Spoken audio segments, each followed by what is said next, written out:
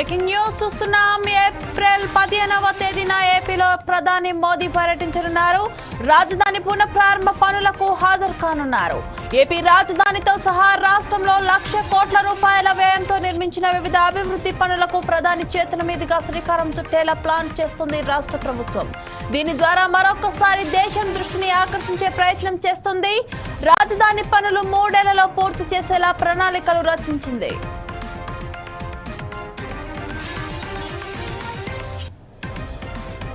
40,000 కోట్ల రూపాయల పనులకు ఇప్పటికే టెండర్లు పిలిచింది ప్రభుత్వం.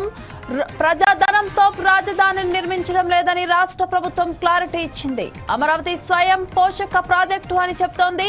2015 అక్టోబర్ 21న అమరావతికి ప్రధాని మోదీ తొలిసారి శంకుస్థాపన చేశారు. ప్రభుత్వం మారడంతో పనులు నిలిచిపోయాయి. తాజాగా మరోసారి పునఃప్రారంభ పనులకు తేదీని ఖరారు చేసింది చంద్రబాబు ప్రభుత్వం.